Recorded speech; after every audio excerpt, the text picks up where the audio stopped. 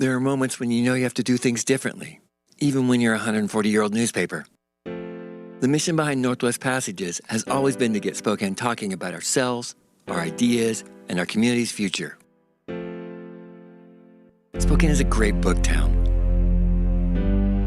The idea was, how do you use books as a jumping-off point to talk about much bigger things?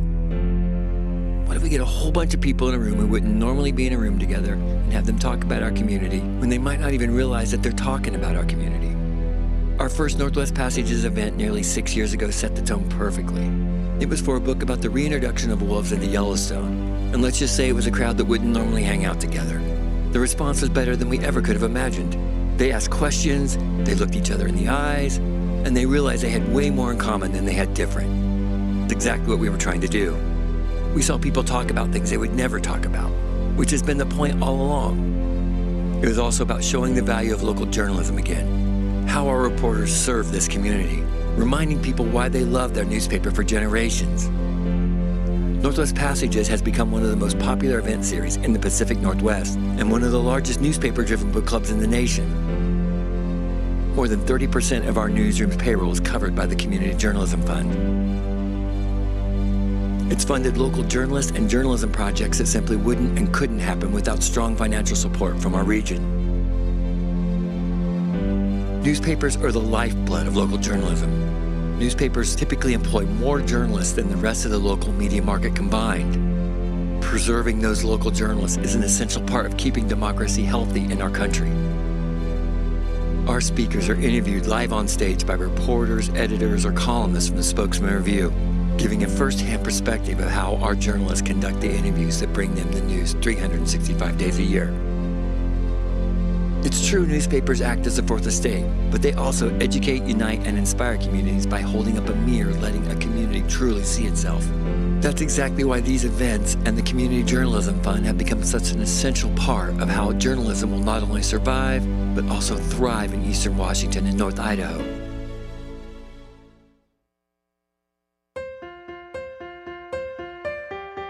What if we could use books to talk about school safety, or environmental issues, or the return of hate, or complicated racial issues, or native issues, or the importance of free speech, or healthcare, or even modern family life? What's it like to bring in one of the world's most famous authors to talk about education as empowerment, or bring in a famous television travel guide so that we can better understand international politics? Or maybe it's just a great cowboy story that reminds us just how fun it is to let words take us someplace we never imagined. You never leave a Northwest Passages event feeling sad or beaten down. You feel inspired. You leave knowing you can still make a difference. You're also helping us redefine what local journalism looks like. This is journalism that's all about a community having a discussion with itself. And we can't wait to hear what you're going to have to say tonight. Welcome to Northwest Passages.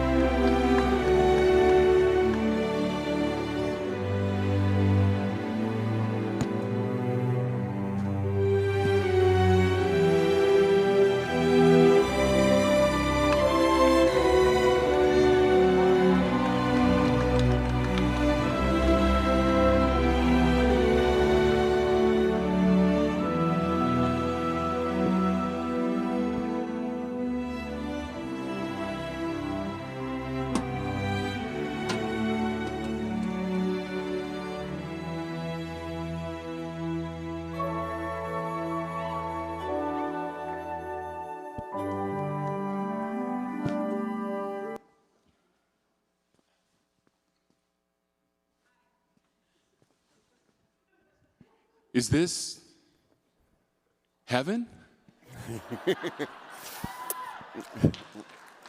It's Jack and Dan's. Same thing. Wow. Can we have a picture of Dan Fitzgerald? Later. You didn't tell me how to do it right at the beginning. Wow. Can you tell me about Dan Fitzgerald? He started this whole shebang, I think. Wow. Wow.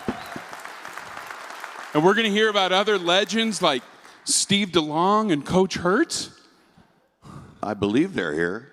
I mean, this doesn't seem real. We have like the biggest Gonzaga legend of all time, and John Stockton. So, you're our bartenders? I'm qualified. Well, we're completely honored to have you here, and it means the world. And we're so excited you're all here for this celebration of Gonzaga basketball. Mm-hmm. And there's no one better to do that than these two. This is your starting lineup in 83-84 that started it all, and we just want to thank them so much for being here. And more than that, thank them for Jack and Dan's. How about a huge hand for these two? Means the world, John. Means the world. Thank you so much. I can't believe it. Hi, everyone. How you doing? Yes, come on. I see a lot of old school Zags here tonight. Are you ready for an old school Gonzaga party? Okay, so we all know now Gonzaga is one of the biggest and best teams in the country. But we have an amazing story to tell you that starts in 1990 with a Gonzaga legend by the name of Jim McPhee. Is there a drink back there or a cooler, perhaps? Oh. Well, there's a glass of water for Jimmy. Here we go. Yeah. Oh, wow. Okay. We'll have these at the ready. Here's this for you, too, as long as you want to hang out or go enjoy the show. We cannot believe you're here, and this is the coolest thing ever. Thank you. So, yeah. In 1989-1990 Gonzaga basketball season, they started working through some things, and they realized that they could make a sacrifice and kind of punt one season a little bit and redshirt 5 freshmen and 1 transfer who worked every day with an assistant coach to get better. But the senior on that team is one of the greatest Gonzaga players ever. He's the 3rd all-time leading scorer now, and it is a great honor to bring out Jim McPhee.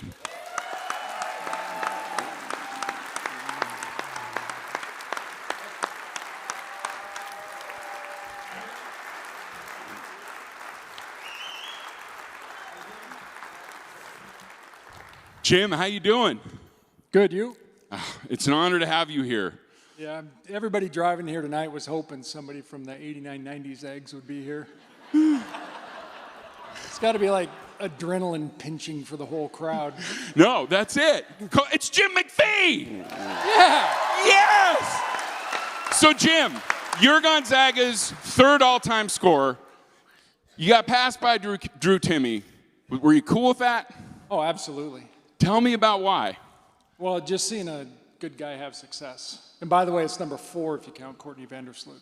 Which we do here. Yes, we do. Yeah, all right. This is what we're getting to here. That's the spirit of Jim McPhee. Can you tell us the story of your senior year? Because what I heard was the coaches asked you, are you okay with us redshirting these 5 guys in a transfer, knowing your season is probably not going to be as successful, but we can grow into something that really got big? I don't remember being asked permission. Sometimes these stories evolve with beers at Jack and Dan. Yeah. So you're like, God, give me these 6 guys. It's my senior year. I need help. No, I mean, but if you take a look at it, I mean, what a genius move, because it really set a lot of momentum. Well, and we're going to meet the 1994 team, but those red shirts in the transfer ended up being seniors there and just dominating. So did you feel a good amount of credit in doing that? No. No, actually, and so after when Gonzaga made the NCAA tournament for the first time, because really just shot his way through the WCC tournament, And so there was like a press conference, kind of a rally out in front of Crosby, and Fitz was up there, and he's at the podium, and I'm standing next to John Blanchett, the sports writer for the Spokesman. And Fitz says, points at me, and he goes, "Jimmy, you're as much a part of this as anybody." And I turn to Blanchett, and I'm like, "Yeah, I'm the 0 in the 180-degree turn." So. Well, that's actually the quote that started this idea for the show, because I read that article in the alumni paper, and you said you're degree 0 in the 180-degree Gonzaga turn. Yeah, that's a pretty good quote. It's a great quote. This is the best lawyer in town. Tell us about Dan Fitzgerald. Ooh, this is a big question. Loyal to a fault. And nobody would work harder than he would. Don't forget to say thanks. It's a big thing for Fitz. I mean, it's like I said, that's a big question.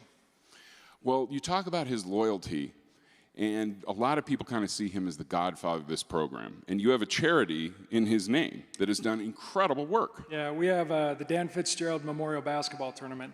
So after Fitz passed away, a group of people whose lives he had impacted all the way back to Archbishop Mitty High School in the Bay Area, got together and tried to figure out what can we do for Fitz. And we all knew that if it was we all knew Fitz would say, "Don't make it some dog and pony show." But Fitz, was big on saying thanks and giving back. So what we did was we made it about volunteerism. So we have 8 teams, 4 girls teams, 4 boys teams, half of them from out of town. We put them up at Northern Quest, have a banquet with a keynote speaker like Jeff Kondo, Matt Santangelo, Ed Taylor, another former Zag. Starts off with a keynote speaker, but we don't accept, people don't pay for admission. They give us cans of food that go to Second Harvest. We collect as much as we can in the way of donations. But the kids go and volunteer, so they'll go to the girls will go to Second Harvest, and the boys will go to Union Gospel Mission. They'll get a presentation, and then they'll be able to help out. Just trying to give them a taste of giving back and volunteerism, and just saying thanks. So we're in our 11th year. Wow. Over 200,000 to charities, thousands of pounds, of food to Second Harvest. So it's been a great success. But what you find. It was grassroots, and we had all these people together, and we're all looking at each other going, "We don't know what we're doing." But when you picked up the phone and you said it was for Fitz, it got easy. Yeah, I had the same thing with this show. Very much so. Yeah. Well, we want to thank you so much for being here, Jim. And can you tell us a little bit about what you're doing now? I'm an attorney here in town at a firm, Witherspoon, Brassage, McPhee. 24 attorneys, recently expanding, just trying to do the best we can. Well, I think you are, Jim. And I'm going to say this right now on behalf of all these people. That last losing team at Gonzaga was a huge winner. And we want to thank you so much for your contribution. Thanks. Appreciate it. Truly. Ladies and gentlemen, the great Jim McPhee.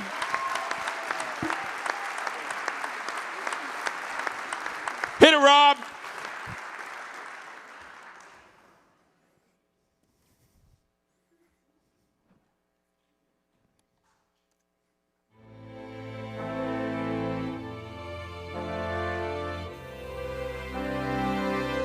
A solid foundation takes time to build. Traditions evolve over time, and time makes a team. Dan Fitzgerald began to build the team with redshirts and transfers playing the long game. The foundation slowly took form. Assistants Bill Greer and Mark Few diligently worked out the red shirts every day. Dan Munson literally had sleepovers at the gym. The Bulldogs got to the West Coast Conference Finals against Pepperdine in '93, but suffered a heartbreaking loss. But they rebounded to win the regular season title in '94, and with it, an invite to the NIT. The teamwork that won games built friendships that have lasted a lifetime.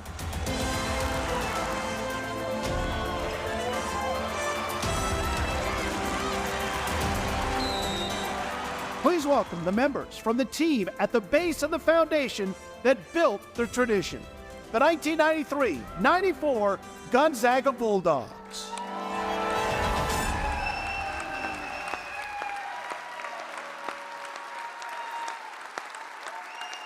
Bring them out.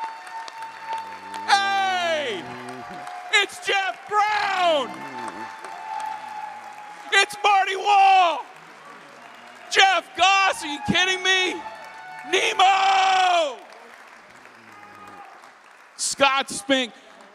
They are celebrating the 30th anniversary of Gonzaga's first ever postseason tournament. Fellas, welcome to Jack and Dan's West. Please, Brownie. It's such an honor to have you. Now, what you're going to learn is these guys' story, but also how much they helped the 1999 team, how much they helped build it. So what I want to go through first, if everybody could take a microphone and tell me your name and the year you graduated. Jeff Brown, 1964. 1994. Marty Wall, 1994. Jeff Goss failed to graduate. 1994. Oh, Scott Spink. Jason Rubright, 1995. Kevin Williams, 1997. John Nemeth, 1997. It is such an honor to have you here. Now, Scott, I want to briefly talk about Jim McPhee, because in the paper this week you said you would hope that your kids would grow up to be like Jim McPhee. Can you expand on that just a little bit here? Sure. Did you just see him? He used to run ultramarathons. He still might run ultramarathons. I don't know. But he did run ultramarathons. He's just one of those people, right? When you're 18 years old and you show up at Gonzaga and he's, fifth year senior, 22 points a game or whatever he was scoring, he was incredible, right? And he's been that way ever since. Wow. Wow. And you're also, the Spink family might be the most legendary family associated with Gonzaga. Not just in terms of playing, but like you want to talk about characters, a boring Spink has never existed. Can you tell us a little bit? We're going to foreshadow the 1999 team, but will you tell us about your brother Mark Spink, one of the greatest Zags of all time? Well, he doesn't like to travel, so I'm surprised he's here. But he is here. He'll be coming out in a little bit. Youngest of 5, scrawny. Tried to survive, I remember not having a lot of food left at the end of the meal, and Mark not getting much. That's kind of how it was. Okay, I've been asked. Can you guys come forward? Step into the light. Finally, it's time this team gets some credit. Let's go, Brownie. These are your guys. We want this to feel like you're hanging out at Jack and Dan's with these guys. Never been there. Will you please tell us the story of 20 wins and jumping off a bridge? Can I introduce 2 guys that are back in the stage? Yes. Well, does it involve them? Are we bringing out the 95 guys? No, let's bring out the couple, Jamie Dudley, Jared Davis, Eric Lottenbaugh. Let's do it. Let's do it. They're hiding. So first of all. Oh, we got our bartender here. JC, bless you. Big Ed, I want to thank you for putting on this event. This is super cool, and to be able to honor the 99 team and what that meant for this place. And it struck me walking across this campus that looks just slightly different than it did 30 years ago, with these unbelievable buildings and this unbelievable facility, for us to be able to take a moment and recognize that wonderful, magical run in 99 that we all remember what we were doing. Thank you for doing this. Thank you, Jeff. Thank you. The other thing that I would love to thank you for is Coach Fitz. Recognizing what he has meant to all of us means a lot to me. And so, the school had never won 20 games ever.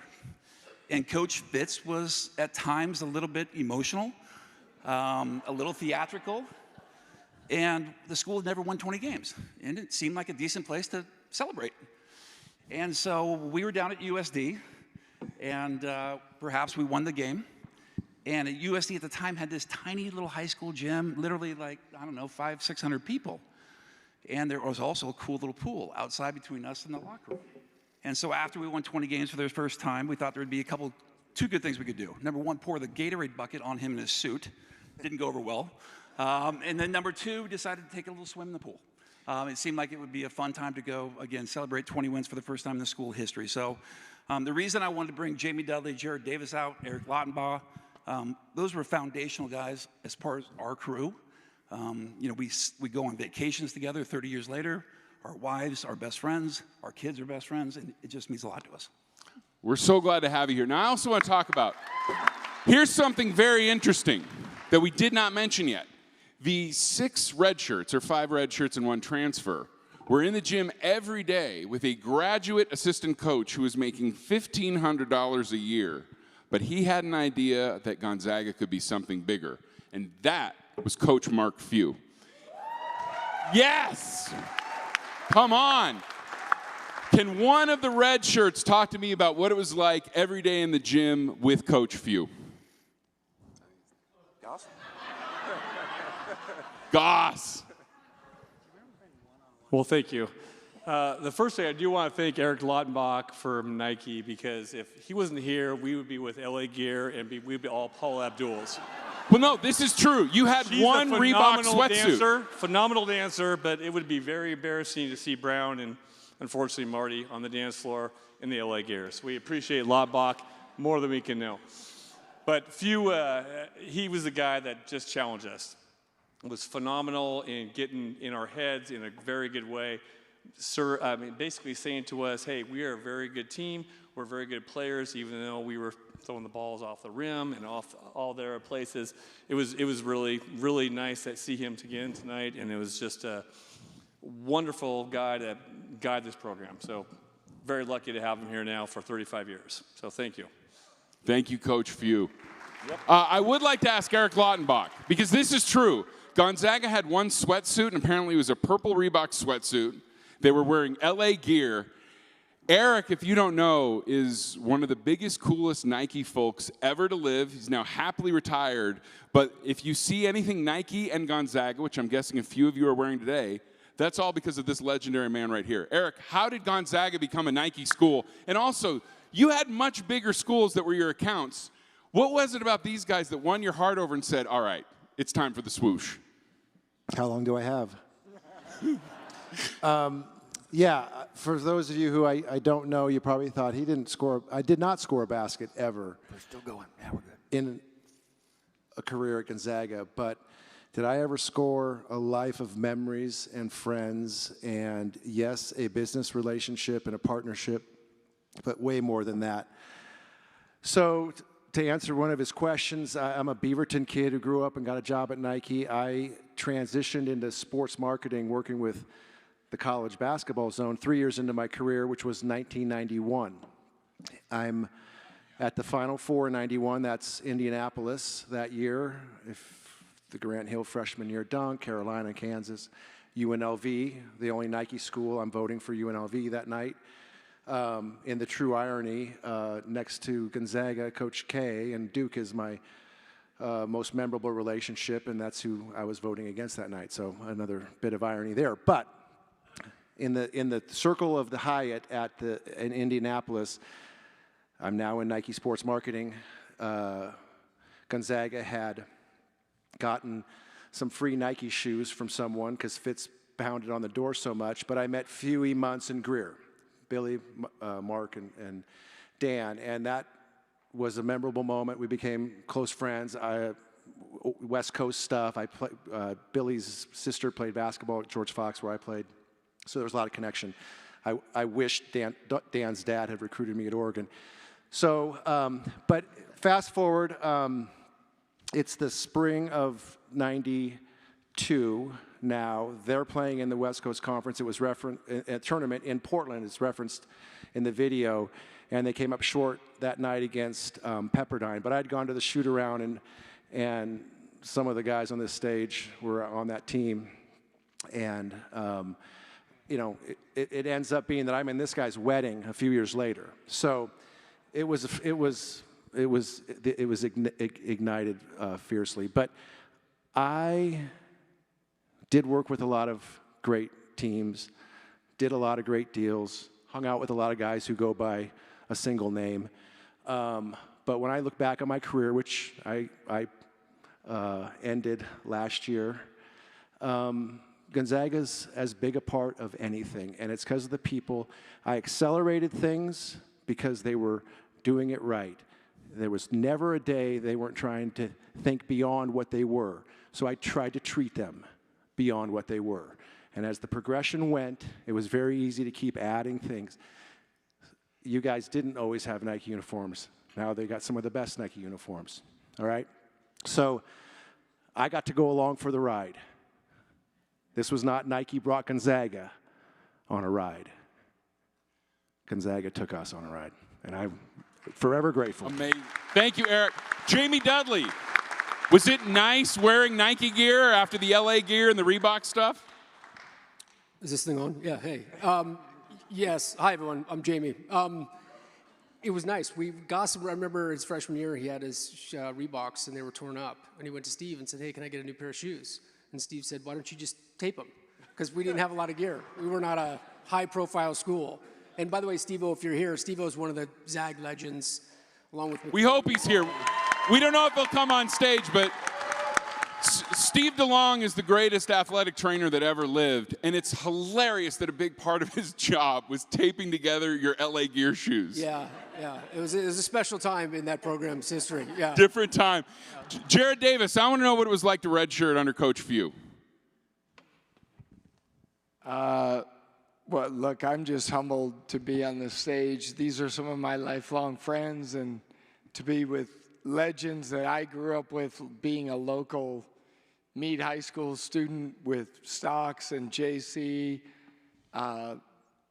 Fitz was tough, but few kind of looked at us and sort of asked the question, why not us? And guys like Jeff and Matt Stanford and Scott Spink kind of looked it back and said, yeah, why not us? Which I think was really special to be part of maybe the catalyst that started to ignite this flame. So it was a special time. Okay, I want to bring out a couple more Gonzaga legends right now because we're also here to honor the 1995 Gonzaga team that had the first ever NCAA appearance. And we bring now two absolute legends. Please welcome Scott Snyder and Kyle Dixon.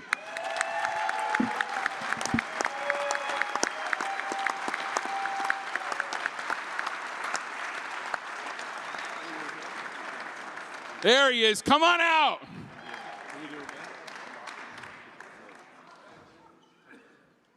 Coach Snyder, how you doing? So you played here. You were a coach on the 99 team. Is this what you expected Gonzaga to be when you showed up at campus? Not at all. I remember, I guess it was 93, coming on my visit. I transferred from PLU and come on my visit, and we won't talk too many details. Thanks, Marty. But Marty was my host, and we had the Bulldog Mile. Appreciate that. Thank you guys. And most of you guys are part of that, I think, if I recall. But I remember after my visit, I went to the bookstore, and I bought myself a pair of Gonzaga shorts.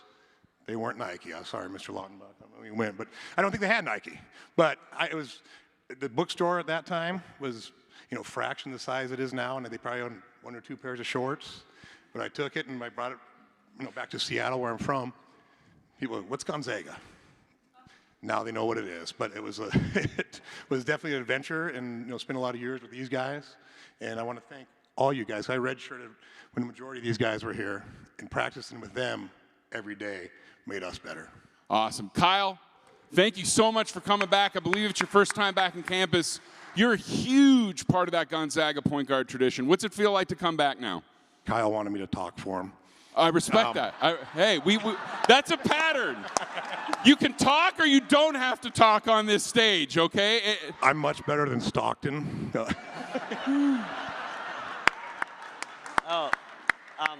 It's just been fantastic. I've been back here since '96, and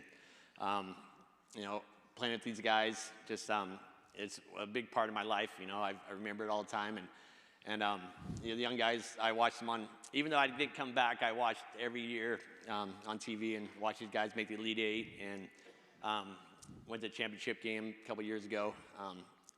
I'm rooting for them all the time, and it was a big memory of my life with all these guys, and it's great to be back. I'm just in awe of the campus, and it's amazing. Yeah. Ladies and gentlemen, please give it up for the 94 and 95 Gonzaga Bulldogs. Thank you.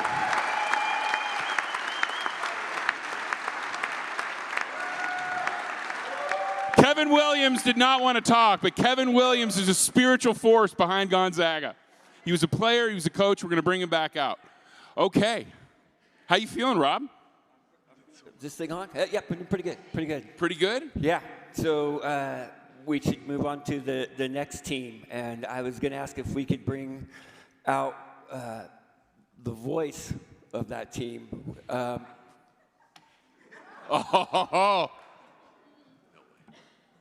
guy. There he is. Is he back there? Oh, yeah. Now, friends, this is an Inland Empire legend. He is a Radio Hall of Famer. He's one of the greatest play-by-play announcers I've ever heard, and he knows more about Gonzaga and these teams than anyone else alive. Please welcome the great Dennis Patchen.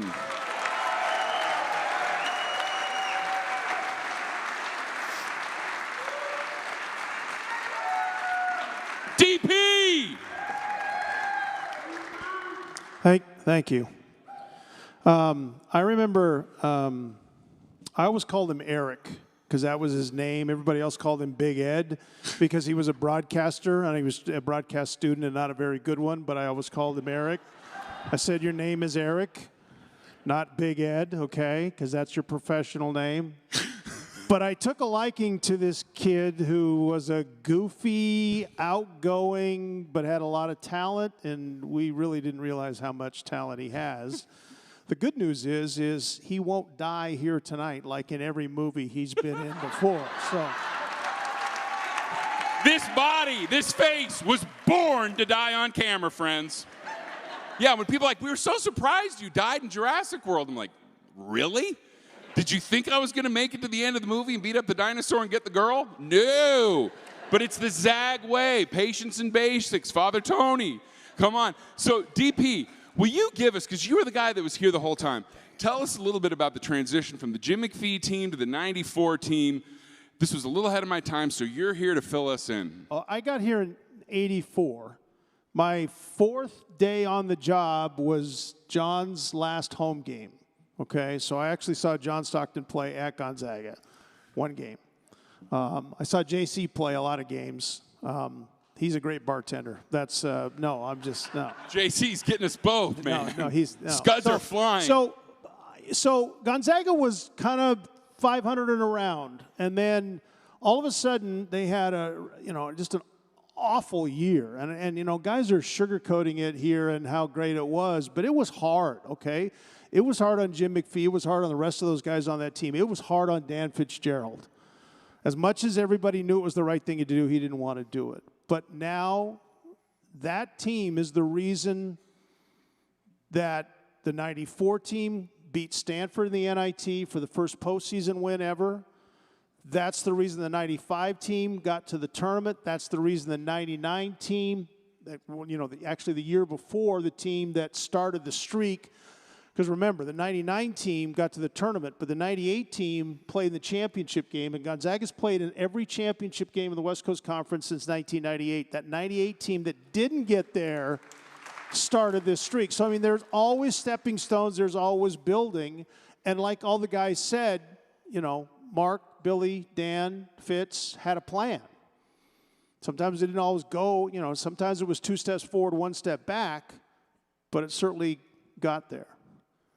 And the other guy we haven't mentioned is John Riley in '95. Yes.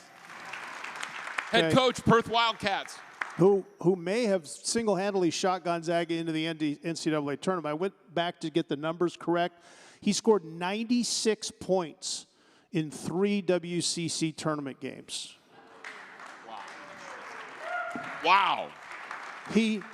He shot 20 of 28 from three-point land in the tournament games. Wow. Yeah. So, 32, 30, and 34 on back-to-back-to-back nights. He shot, I don't know, you guys can tell me, 71.5% from 3. That's pretty good for 3 games. Yeah, I thought so. Now, Dennis, the other team that really gets forgotten, And this is amazing because Matt Santangelo will say this was actually the best team, is the 1998 Gonzaga Bulldogs. And right? Now, they did something amazing that put Gonzaga on the map, but it didn't quite get the attention at the time. Who here has heard of the Top of the World Classic? Okay. Now, it's okay if you didn't. There's a reason a lot of you didn't hear about this and this incredible thing that happened that was really the first national presence of Gonzaga in a big way. Will you tell them why not so many people heard about the Top of the World Classic and what happened? Here's the ironic thing is, so that season is my first year as a broadcaster with the Zags, okay? So Dan Munson's first game is technically my official first game. I was fortunate enough, and not a lot of people realize this, I actually did Dan Fitzgerald's last game as the head coach in the tournament the year before because the late Dick Wright had, was battling cancer and wasn't able to go. I was fortunate enough to do Fitz's last game. But I went back and looked. Gonzaga beats Concordia by 1,000,000 points in a non-Division I game and then goes up to the Top of the World Classic where they're going to play Tulsa, Mississippi State, and Clemson, who's 5th ranked in the world, okay? Tulsa's coached by Bill Self. Has anybody here heard of that guy? Okay. Gonzaga beat his team by 38 points, okay? I don't think Bill Self has lost a game by that many points since that point in time. Then they beat Mississippi State by 2 to play number 5, Clemson. Well, that Clemson game was on Sunday afternoon. The night before, and this is when there's not a whole lot of Gonzaga fans out there. We don't have the hundreds of thousands Gonzaga fans. We had the 3,200 that were showing up 15 minutes before the game, buying their tickets and walking in.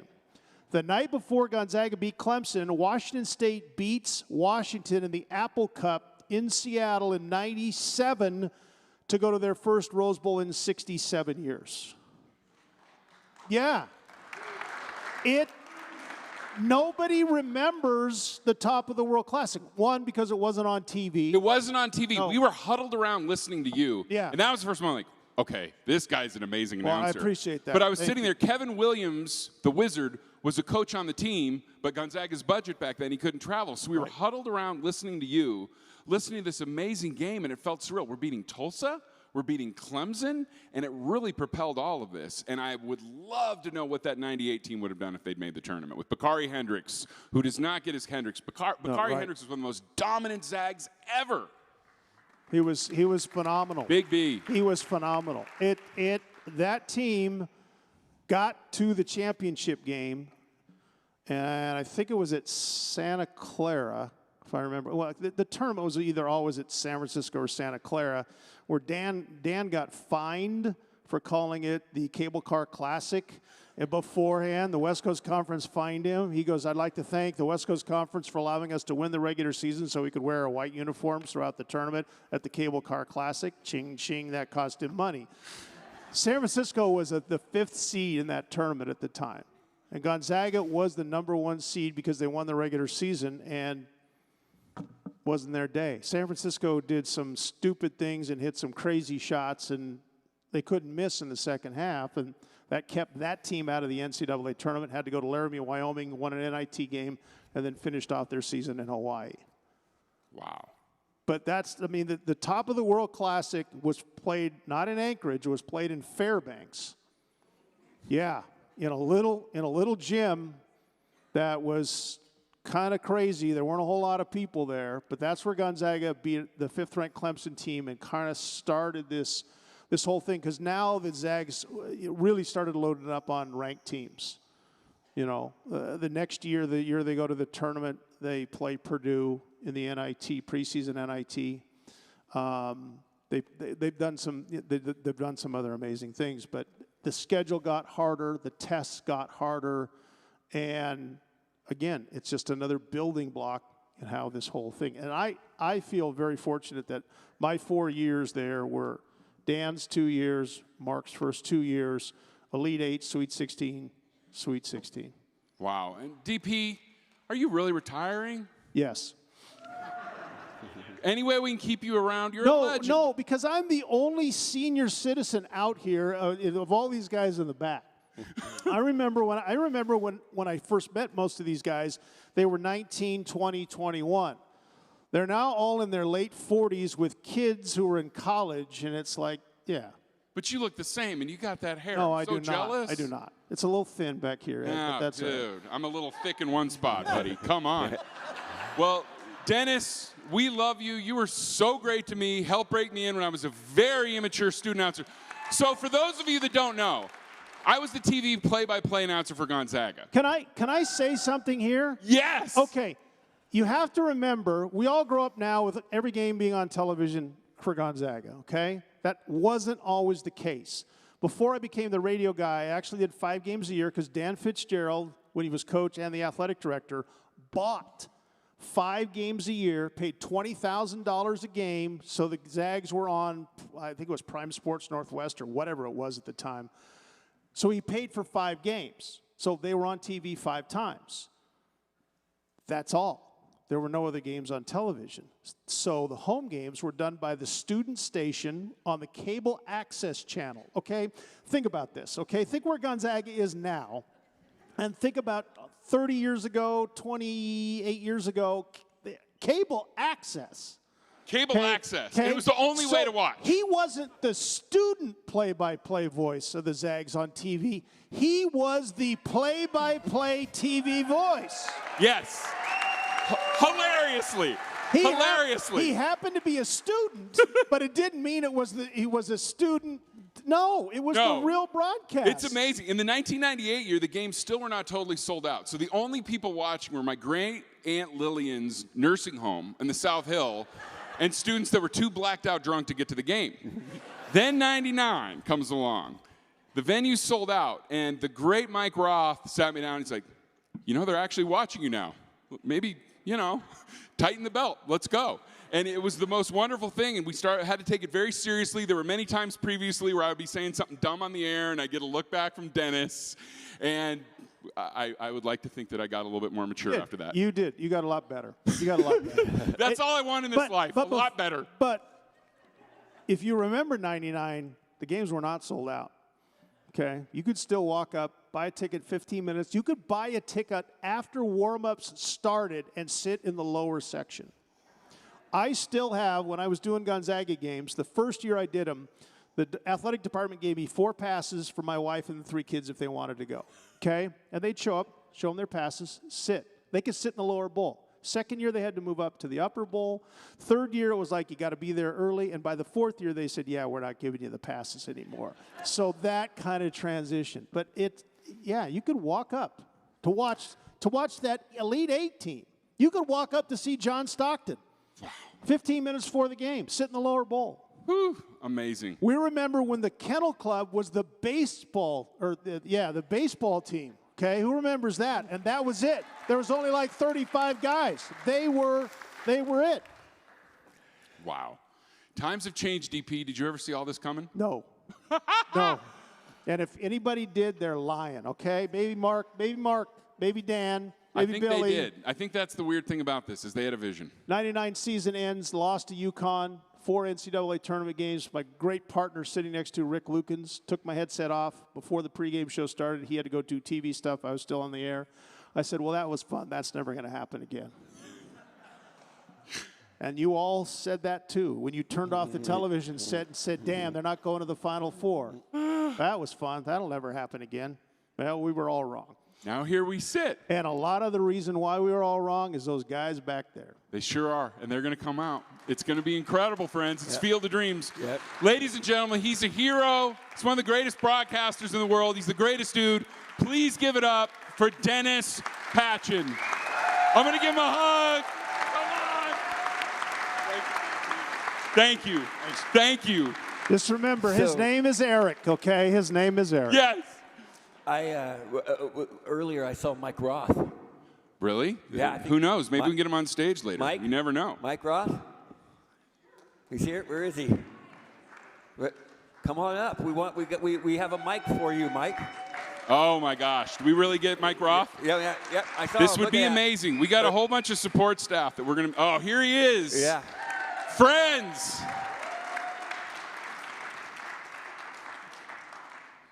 Please welcome Gonzaga Athletic Director for this whole run,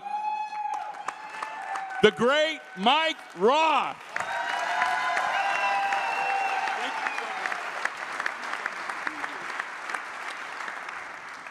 Mike, just like you planned it, right? Oh, yeah. Yeah, We had this was the figured plan out. the whole time. 25 years, have basketball just build theaters like this and everything else around campus? Yeah. Did you ever imagine this? Because the argument is like Coach Few and Munson knew and had a vision, and Coach Fitz was the godfather that really believed. What was your experience like as athletic director? We believed that we could get better every day.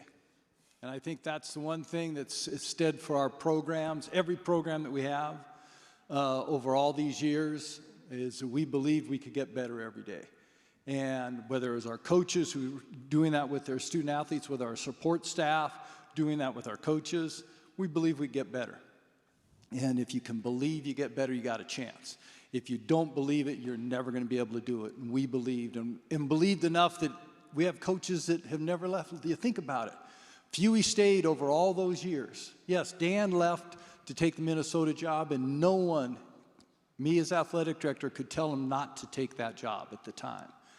But Fewy has stayed over all those years. So many of our support staff, so many of our other coaches stayed for all those years. You think about all the coaches that are still coaching at Gonzaga today because they believe at Gonzaga we can do it, and we continue to do it.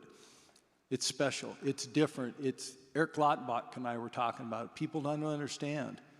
No one's ever done this before. No one's ever done a Gonzaga before. No. It's never been done. Probably will never be done other than by Gonzaga. And what I love the most, when I meet the current Gonzaga players, Coach feel like, big fella, you got to meet Timmy, he's a legend. The kids now are such good people. They're great human beings. And it seems so completely intentional that only good people are welcome here. And that's got to be part of the secret sauce in all of this, right? Absolutely. One of the things that I would talk to my peers at other schools about is how much fun it was for us to win, whether it be men's basketball, women's basketball, baseball, whatever. Women's soccer just had their greatest season ever this year, is an example. How much fun it is to win, of course, is great. But when you win with great fun, great student athletes that are good people, it's so much more fun. And I've seen it at other schools. We get to see it at other schools. They win some games, but their kids are turds. That's what I say. I call them turds. They don't have fun. It's not fun for their fans. It's not fun for their staff. It's sure as hell not fun for their athletic director when they're turds. Winning does not cure everything. Winning with great people. That group of guys that are going to come out here from 99, great people. The 21 last year's team, great people. This year's team, great people. All the way through, our student athletes, the alums that are in this room, have done such a great job of representing Gonzaga University over all these years. And as athletic director for such a long time, I didn't lay in bed at night worried about a phone call because some student athlete was going to do something really, really, really stupid. Now, some of you did some things that were stupid, right? I see them right there. Right there. I did, and you, right? I did. Yeah. Ed and I had more than one conversation. Yeah. Did we not? Yeah, and I'm so grateful because you just did it all with love, and like, you're in college. It's an opportunity to grow, and I'm eternally grateful to you. Yeah. Does that mean that I helped you die in one of those movies? Or? Yeah, if you want to die, no. It's not hard. You die in one. No, I'll tell you though, when I die for real, nobody's going to have more practice than me. I'll be like, oh, I've done this many times. This is easier than getting eaten by a dinosaur, my throat slit. I'm ready. Come on. Now, the other thing I want to say is, it was so sad to see you leave, but it was a joy to see you hire Chris Standiford, who's one of my favorite Zags, such an incredible human being. What was it like turning it over to him? Chris, I know you don't want to come up, but we love you. We're thrilled that the captain of the ship is somebody like him. What was that like for you, Mike? It was the most important thing for me.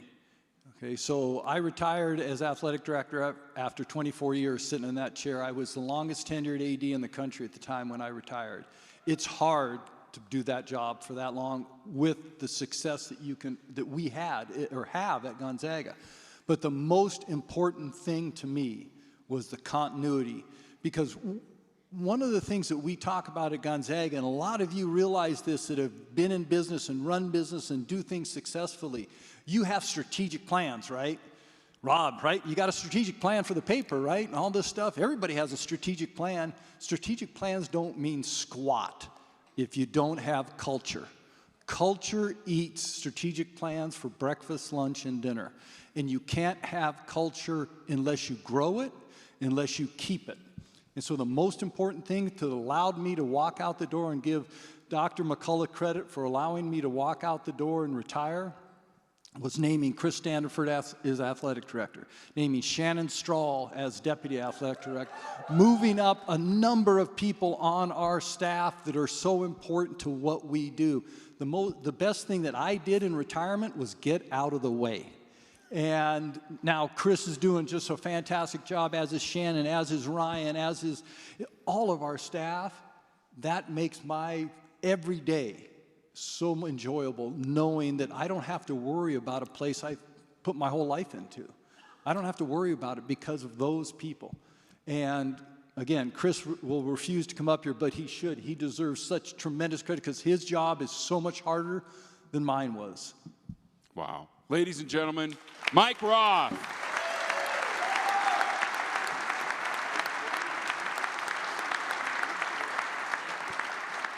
So, I've been curious. Have you talked to anybody today? You know, I did talk to a few people today. It's funny you should mention that, Rob. We were able to talk to our glory. Oh, look at that. That's a guy that dies in movies. And honestly, he could too. Look at this. Here he is. Coach Few. Thank you so much for joining in our event. We're so honored to have you. You know, I'm telling you, the greatest gift that you receive as a coach is, you know, to see your guys come back and see how, you know, what they are now as men, and just to see the camaraderie that they still have with all the guys that they play with. And you know, that's not just these groups. And these groups are obviously really, really special in that regard. But I can just tell you that, and I hope everybody feels good about this, you know, all the alums that are here this weekend, you know, the guys that are playing currently in the NBA are the same way. Even though they're not even in the same generations, like Domus and Jalen played the other night in a great game. And, you know, they get together before and after the game, you know, and Chet and Kelly Olynyk, totally different generations, but that Zag connection, you know, you see them and there's photos and things being written about, you know, how they get together before or after a game, and that is just so cool. And I think that in some ways is what I'm talking about with the culture and the family and that essence. Well, and to keep all that going, final question. We're in a new era, NIL. And it feels like Gonzaga is a glorious underdog again, and I think that's where we function best. But it's adjustment time. We're going to take what the defense gives us, pass up good shots to get great ones. Father Tony Lehman. What are we doing in this new NIL era? How can we help? And can you please explain to us what this glorious Gonzaga collective is? We're going to show you a QR code, but how can people start giving? Because if I won Powerball, I'd put that money toward NIL because I want that natty. I want it one time, but it's a new era where we're actually going to have to compensate players. Yeah, and it is a new era, but I think the first thing is everybody just needs to understand, just like we just explained, it's going to be done the Zag way. It's always going to be done right, and it's always going to be done, you know, within the rules, if there are any anymore, but also just, you know, to me, it's about helping us stay competitive. You know, in this area, it's just another front that we have to, you know, compete on. You know, we compete on the floor. We've done a great job, obviously, with the facilities and things around here, and travel and all that. And now we just need to compete in this. And you know, one thing we've always done, being Zags, is we live and love to compete. And you know, this is kind of, you know, the next frontier. And I would also say it's just an unbelievable way to get our players even more engaged in the community and doing stuff and connecting with all the fans here in the Spokane community and even nationally. And but it is something that we have to you know, we need help. We need help from Zag Nation all over the country and internationally. We got all these fans, you know, because of the great job our guys have done. But we also, you know, need our help from our former players and our alums and all that to help us step up and keep competing in this area. Okay, so GonzagaCollective.com, everybody donate.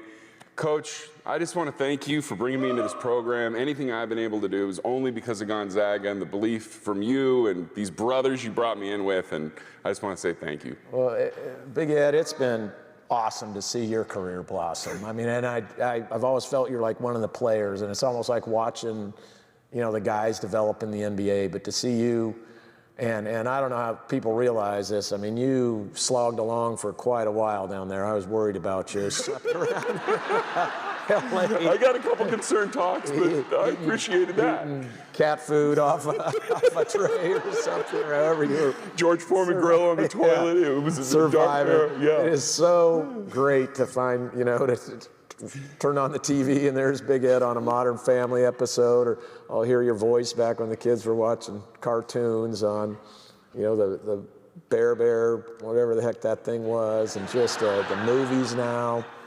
It is so well-deserved and so well-earned, and we're all so proud of you, and we all love you and just think the world of you. So, I mean, we can't thank you enough for you being a part of this and coming back and doing this. Are you kidding? Thank you so much, Coach.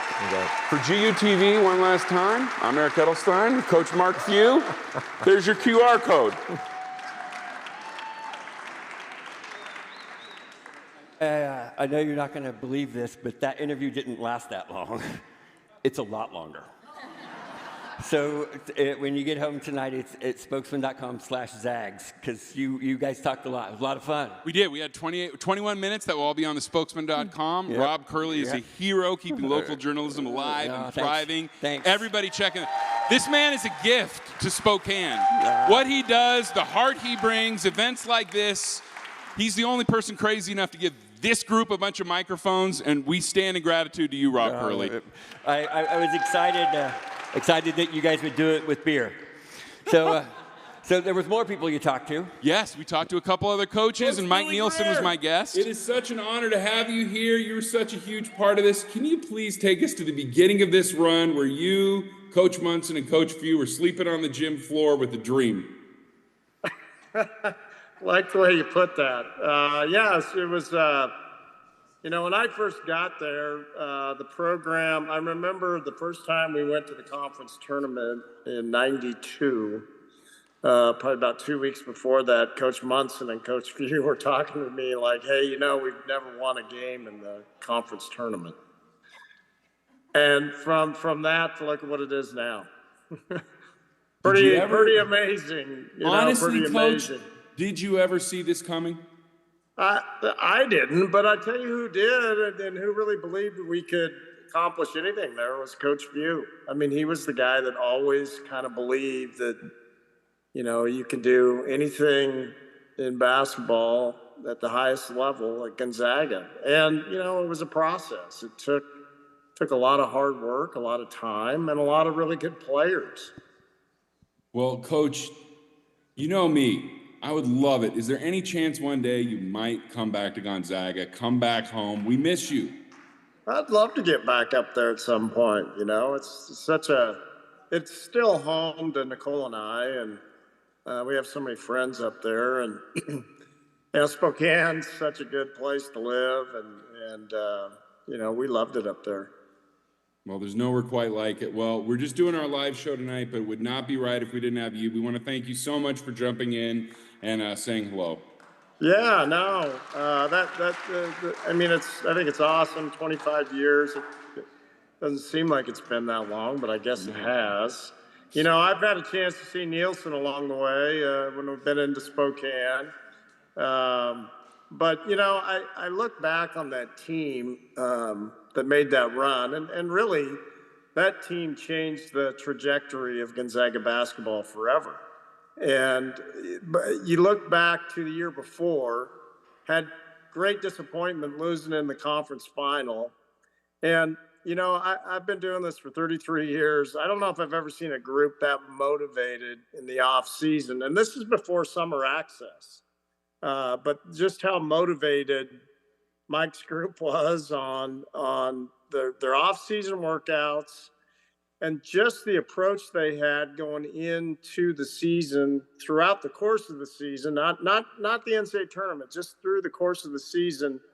And when we got to the conference tournament, there was as high level of focus as I've ever seen out of the team, because they were not going to be denied. And, you know, you recall the final game against Santa Clara on their home floor. I think we beat them 30 and just played like a well-oiled machine.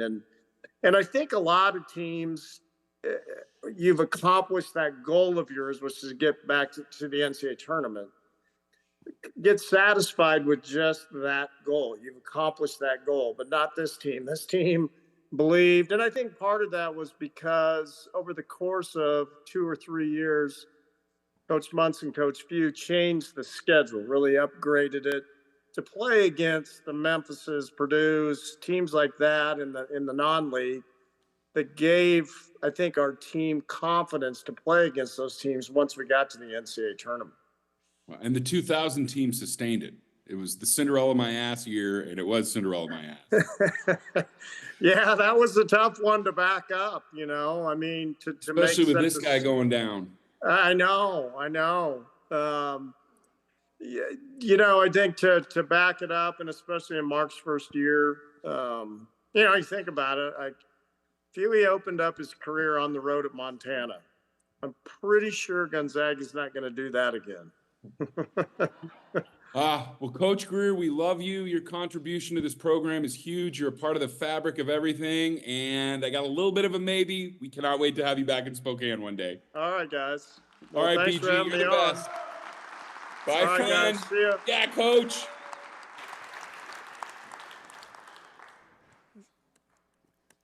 So I want to talk about old school recruiting. Oh, yeah, we are. Okay, so here's another gift of the 99 team, and you're so close to getting to see them again. But things were a little bit different back then on recruiting trips. They wanted a certain kind of player, and it was not going to parties. It was not chasing stuff. It was very different. If you came to a Gonzaga recruiting trip, you were promised a couple things. One was a prank phone call from the greatest prank phone caller in the world. When people in Hollywood ask me who the funniest person I've ever met is, I say he's actually a judge in Spokane. Do you know what a weird feeling it is to watch your old drinking buddy sentence somebody to 22 months in prison? Because that's what we did yesterday. There were 8 giants in Tony Hazel's courtroom. Tony, will you talk just a little bit about the prank calls and tell them, you know, you've been terrorizing people and now you're on the other side of the law. Well, instead of talking about myself, I just have to mention it was really fun to be a part of this group of people, some of the best people I've ever met, even to this day, and I got to make lifelong friends. But as you said, there was so much positive energy, and earlier I think it was Mike Roth that was talking about just good personalities. The guy sitting next to me is one of the best human beings I've ever known. He has, if you hang out with him, obviously he's got stage presence, there's no doubt about that, and incredible acting talent. But if you just hang out with the guy, he brings out the best in everyone around him. I've met very few people who have that talent, and you are one of them. Thank you, Fred. Thank you. Will you give them a brief 30-second snippet of Terry Reynolds? If you worked at the Chef, if you worked at Perkins, you were terrorized by this guy in the funniest way. What would Terry Reynolds say about all of tonight? Oh, I think Terry would say this is absolutely wonderful. It's marvelous. And I think we should make more prank phone calls. Unfortunately, the judgeship has really put a damper on my prank phone call career. Now, there was one more thing you would get on a recruiting trip, and that was a concert from a great basketball player who is also an incredible musician, and we're going to give that to you right now. Please welcome the first member of the 99 team you're going to meet, playing a very special song. Ladies and gentlemen, bring the house down for Mike Nielsen.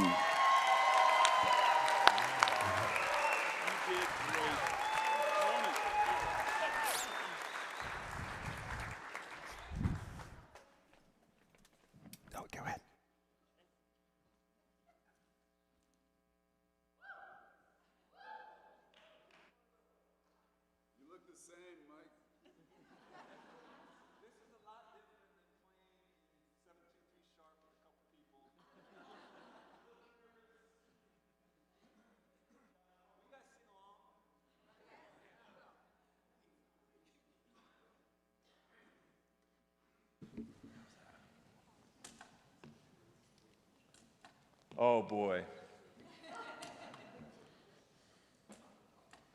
Eddie, I don't know how this thing works. You got it. I don't think it's working. We're checking your pack. We got Johnny Curley on this. Johnny! Everybody give Johnny Curley a hand. He's the technical wizard behind all this. And a heck of a great musician. Oh, this looper's not working. We'll go plan B here.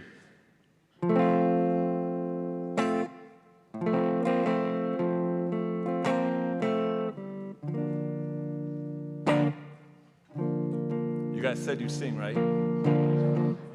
Anyone know John Mayer? Okay, come on, help me out.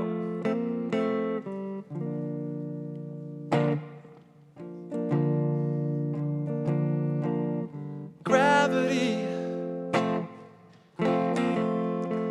is working against me.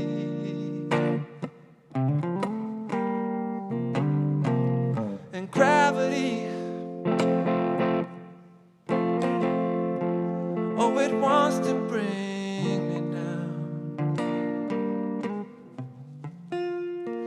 Oh, I'll never know what makes this man with all the love this heart can stand. Dream of ways to throw it all away. Oh, oh, gravity is working against me.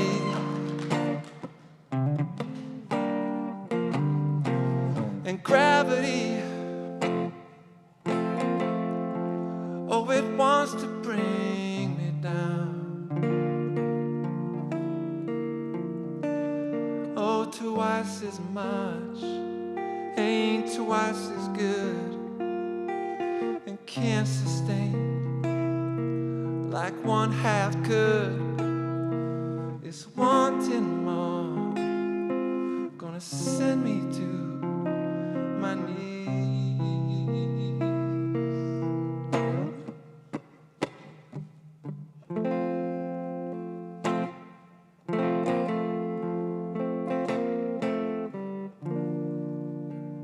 You guys haven't been singing. The looper was supposed to go. This is supposed to be an awesome solo right now. If you guys had a few beers at 723 sharp, this would sound just like John Mayer. Oh, twice as much ain't twice as good, and can't sustain like one half good. It's wanting more, gonna send me to my knees. Just keep me where the light is. Just keep me where the light is. Just keep me where the light is.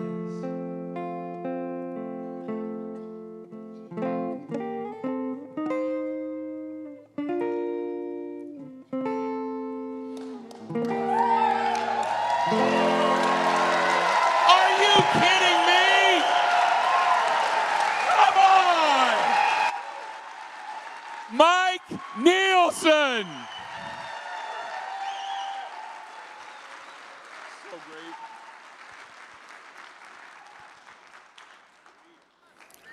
All right. So I got to tell you something. I put myself through college playing in a band, and playing by yourself in front of about 600 people. Woo! That was great. So I remember when you called me about three months ago about this. You said, let's do something cool with the 99 team. we should start that.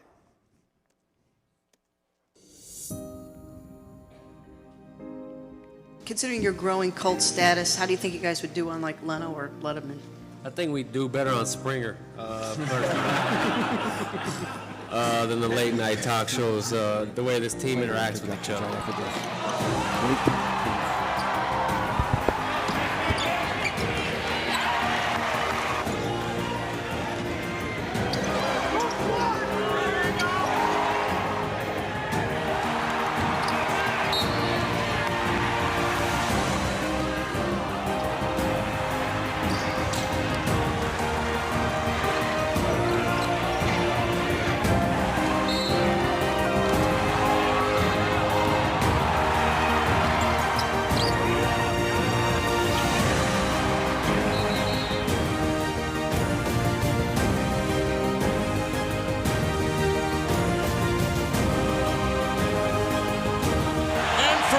Gonzaga University, dreams to come true. Hall, 8 to shoot. Hall, the runner! Loose ball! It's good! Gonzaga! The slipper still fits! This year, this is the closest team I've ever been on, and all the fun that we have on the road and the memories that we've had this year, things we've done, never do them again.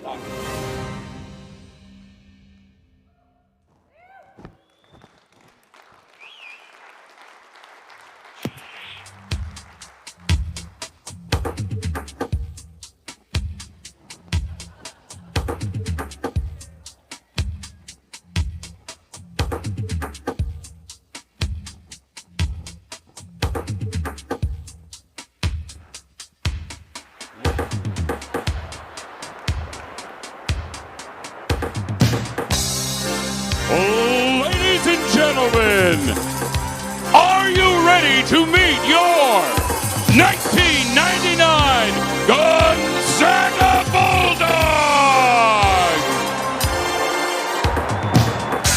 Please welcome first manager Jay Thacker. Manager and would go on to be a baseball coach at Gonzaga and much more. Please welcome Aaron Hill. Come out here, Hobus. There he is, Hobus. Yes, please welcome Coach Scott Snyder.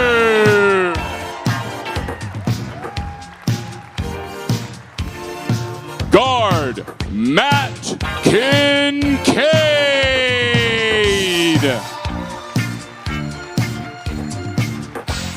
A red shirt, number 32, Zach Gold. Ladies and gentlemen, all the way from the Bahamas, number 11, Quentin Hall! There he is!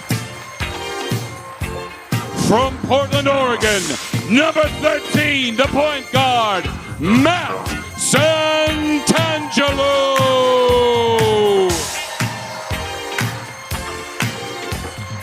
From Harrington, number 15, Ryan Floyd.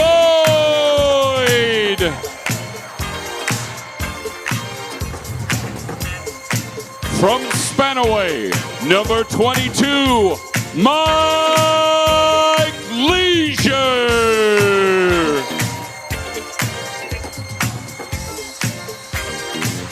From Bellingham, number 23, Mark Spain.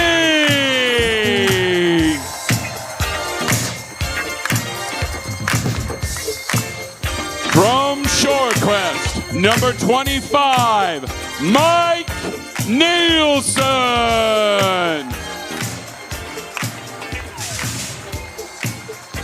And friends, he came all the way from Australia for this.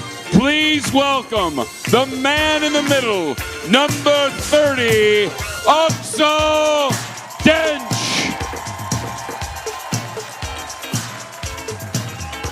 And coming in from the crowd, power forward, number 31, Casey Calvary.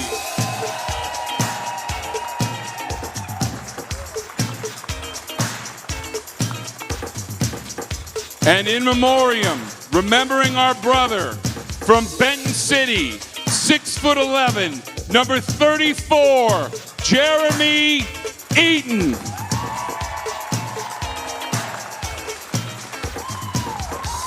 Ladies and gentlemen, Reunited, this is your 1999 Gonzaga Bulldogs.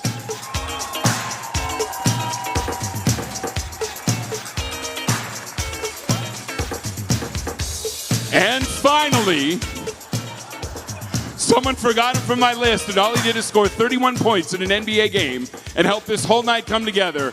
Please welcome the great Richie Fromm.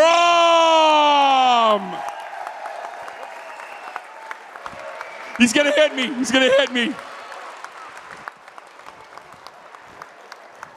Look at this, guys. They're back.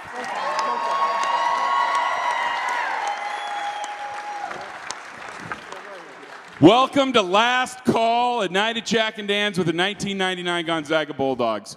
Okay, I want to start this off. We're going to talk about the Top of the World Classic. Matt, what was that experience like for you? Tell about what the impact that had for this team. Everyone already kind of talked about it. First of all, the 94 team drank all the beers. And that's a problem, okay? Because this whole thing is the 25th anniversary of the 1999 team, and we got a Coke. Okay, and that's baloney, okay? No, the Top of the World Classic was great because everyone talked about it. Really, the coaches elevated how we scheduled.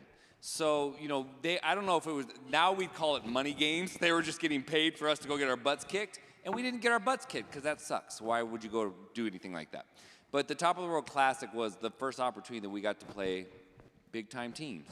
And so it was a wonderful, you know, chance to go out and play. We didn't know exactly what we were getting into. I remember the press conference before the tournament where Coach Munson said, we're going to win this thing. And everyone just laughed at him. Well, what do? We won that thing. And the best part about it was coming back, they couldn't even, you know, we tease a lot, like no one knows how to pronounce Gonzaga. Well, I remember flying back and someone said, oh, you're college basketball team, Gonzaga, from Spokane, Washington. I mean, back then they couldn't even get the city right either. So like we had a long ways to go. Okay, I want to go in right now into the 99 tournament because talking with Richie Fromm, he told me something very interesting. Will you talk about what Quentin Hall's outlook was going into that tournament, RF? So before the tournament, I don't know Quentin Hall. So he showed up over the summertime, and yeah, I remember talking, to you about this. But anyway, so Quentin showed up, and he had one thing that he said that none of the rest of us said when he showed up on campus. And it was like, you know what? We're going to get to that tournament, and we're going to make some noise. And the rest of us, not like we had hidden agendas. We were just happy to be there. We were following suit with the guys, 94, 95. We were just going to grind it out. But Quentin showed up, and I want to thank him because he gave us that focus, that direction. And he was also our driving force with the motivation, for that first game. So thanks for setting the tone, buddy. But, Quentin Hall, they broke the mold with you, my friend. If you could run for mayor of Spokane and win, whoever the mayor is right now, it better be very, very nice to you. What's it like to come back? What's it like to bring your family and see you're like Burt Reynolds up here? Like, truly, Quentin.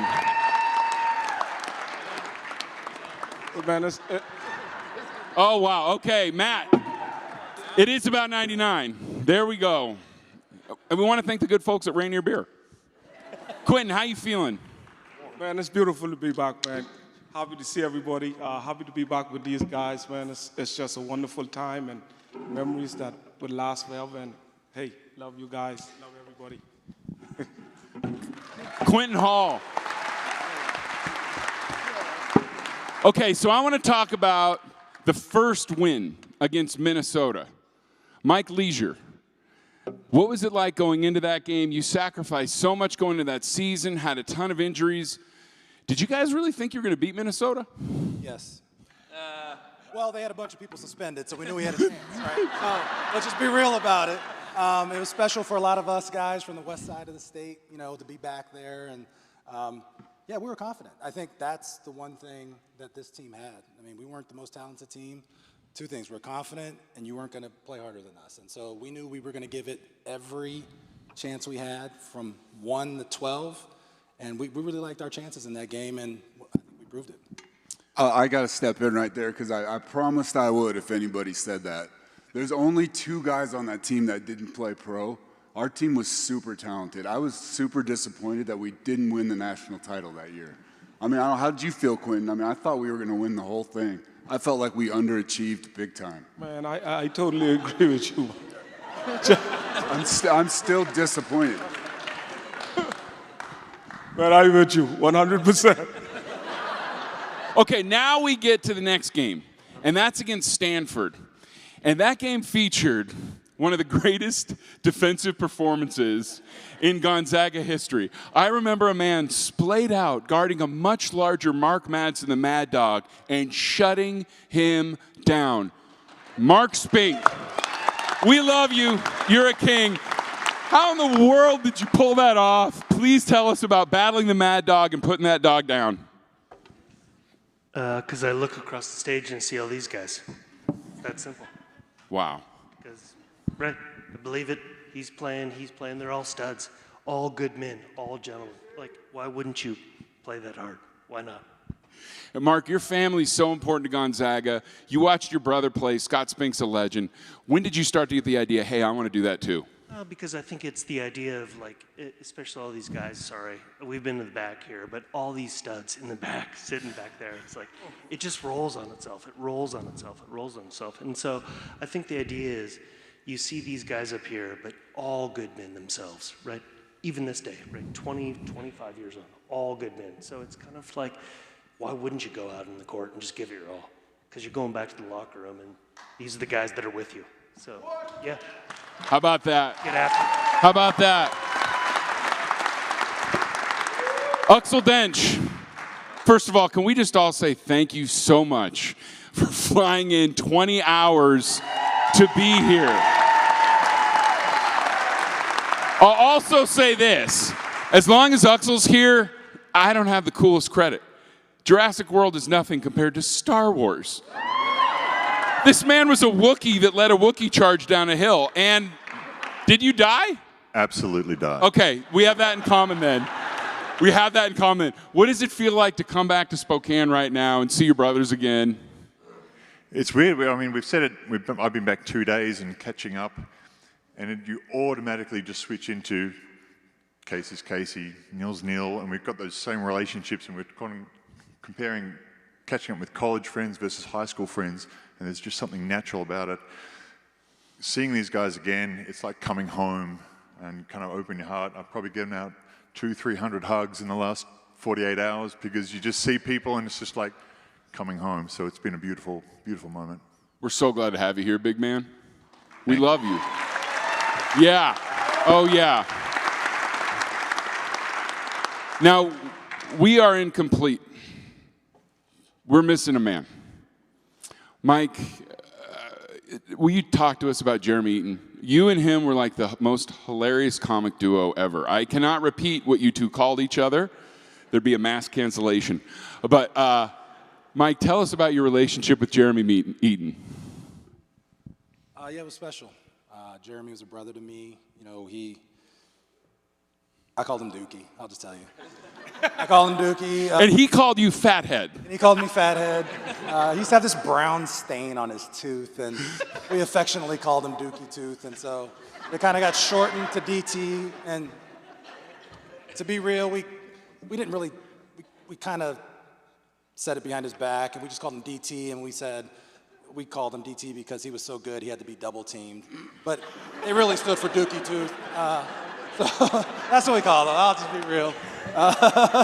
But Jeremy was a dear friend and a brother. You know, when he was battling cancer, we would talk every Tuesday after his chemo, and you know, he just shared, you know, kind of his good days and his bad days with me. And I think for me, what it did is it really gave me some perspective, right?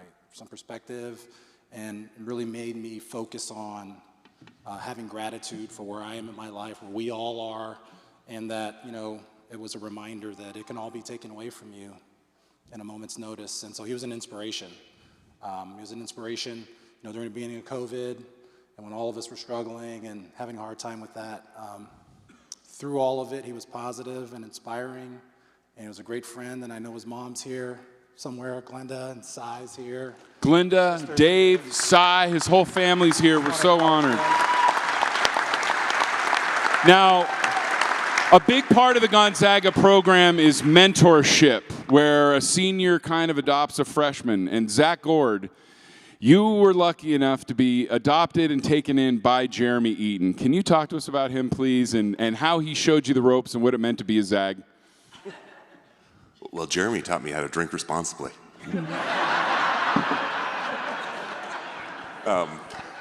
Jeremy and Quentin showed up about 30 minutes after my parents left in my dorm room and taught me that this is a dry campus and we're not going to do inappropriate things here. No, Jeremy took me and guided me through my entire college career. Even after he was gone, he was still around. He was involved in the summers. He stayed at my parents' house when he was trying out and doing NBA stuff. He probably had a bigger impact on me as a freshman than any other single person at Gonzaga. He was there for me every moment. If I was struggling with something, I was from a small town, Jeremy was from a small town. He was able to help with all of those things, that transition. I mean, all of the guys on this stage are responsible for who I am as an adult and a human being.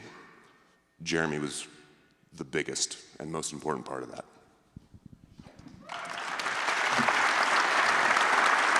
Jeremy Eaton, Rodeo Low, we love you, we miss you. We're so glad your family's here.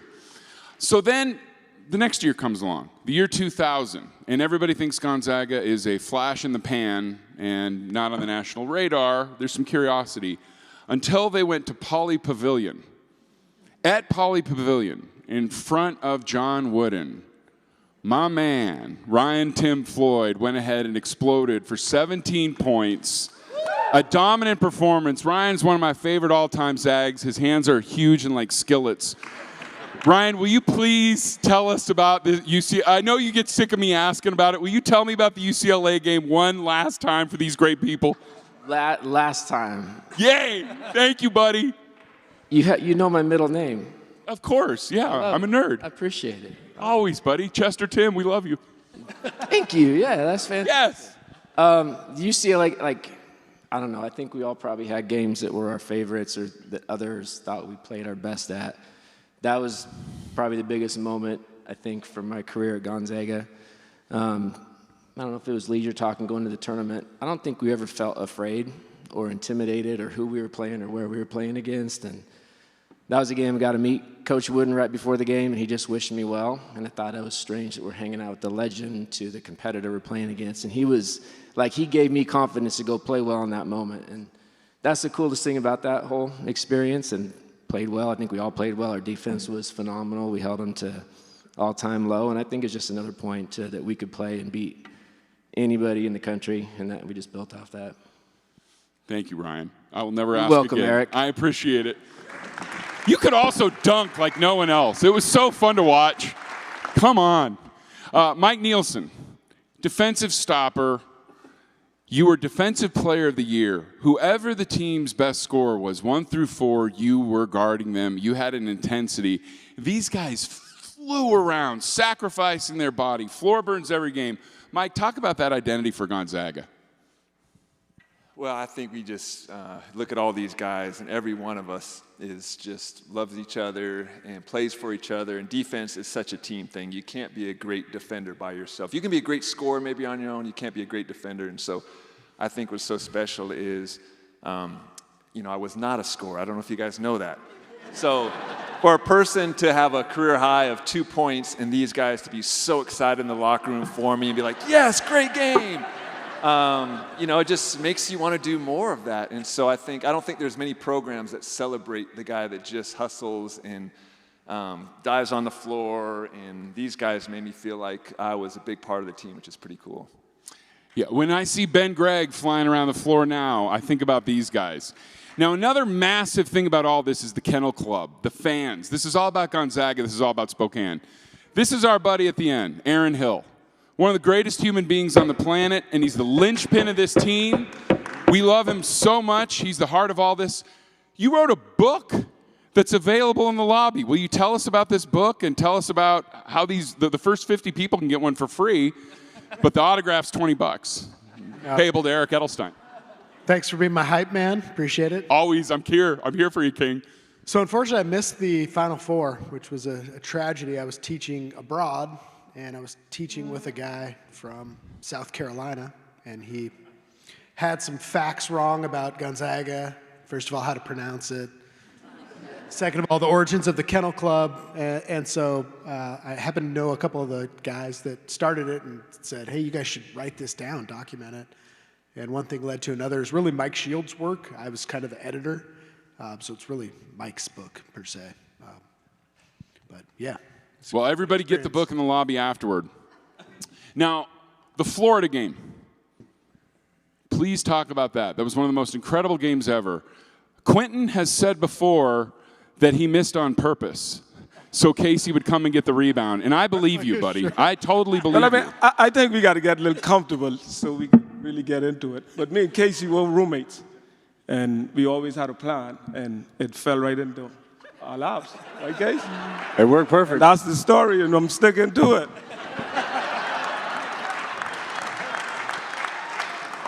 But Scott Snyder, one of the most hustling Zags ever, and you were the one in practice that was keeping that intensity up. What was it like for you watching these guys and trying to mold them to be like the 94 and 95 teams? Well, I kind of find it interesting you call me coach. I was more just a glorified practice player. No, you had multiple VCRs set up on the off chance one might record an opponent Gonzaga was going to play, right? This is an analog era. That was only when you were broadcasting. I have it in my collection at home. But no, it was awesome. And I got the opportunity, and I joke about being a glorified practice player, but probably 75% of the practices, and it just became the first few weeks of practice, hey, few would come in and say, hey, Scott, you're taping up today. I said, God damn it. But then afterwards, hour before practice, before these guys got there, I'd go to my man Steve-O, I think you're here, Steve-O, and hey, Steve-O, I practiced today getting taped up.